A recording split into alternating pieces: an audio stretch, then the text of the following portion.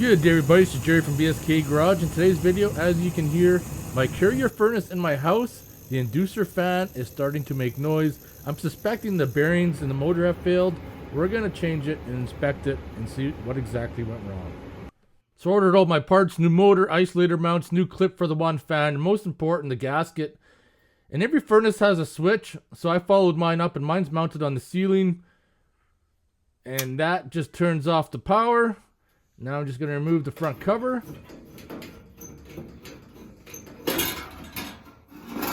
So the Inducer fan's a little whirly thing, but I need to remove that first in order to get at the bolts and to remove the Inducer fan. So I'm just going to slide that out of the way. And next you see the power connections on the bottom. Pay attention to where they go. And I'm just going to pull those off and get them out of the way.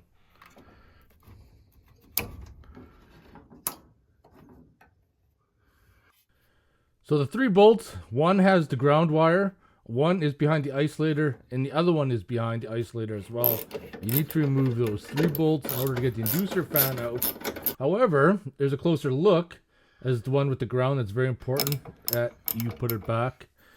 Now, one of the things I discovered is that when I tried to remove the Inducer fan, the junction block for the power wires coming in was in the way, so I had to remove that as well. Sorry that my hand was in the way, but I just took out the bolts and dropped it down.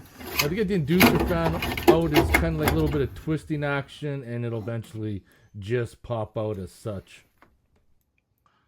With the Inducer fan out, you're going to have to clean those mating surfaces, but we'll get back to that. So to remove the squirrel cage, as I'm going to call it, there's actually a hole through one part of the fan, which makes it easy to go right through. Now that set screw is going to be in there pretty good, but pay attention because it was mounted flush. I'll get back to that in a little bit. So now to remove the motor, you need to disconnect the isolator mounts, move all 3 of those bolts, and then pull the Inducer motor out. Then you can see up top, then we can remove the screws, but you can see the isolator mounts are no longer centered, and that's why I bought new ones when I ordered the parts. So coming back to here, there's 3 screws. You want to remove those screws, and once you do, the Inducer fan will come right out. And that part is taken care of. There you go.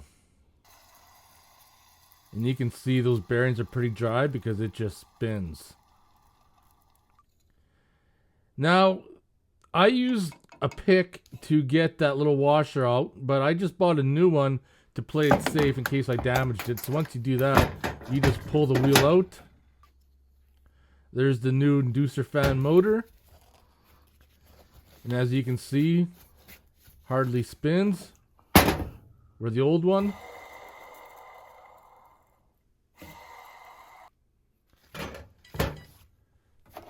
So now I got the new isolator mounts in, the bolts are in.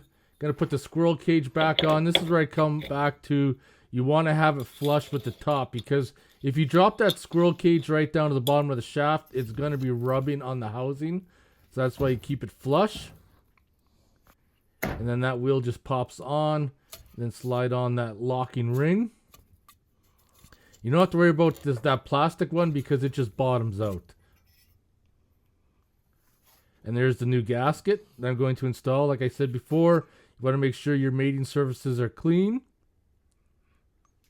And then put the new gasket in place. Everything's back installed. My pro tip I'm going to give you for installing the bolts for the Inducer fan motor is to put a little bit of Scotch tape between your socket and your bolt, and it'll keep it from falling out, and it will save you a lot of time. And as you can see, the furnace is running, and it's running quiet.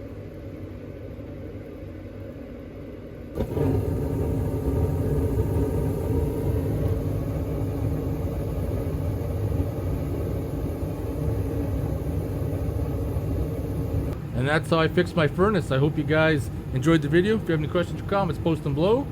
And I'll see you guys in the next one.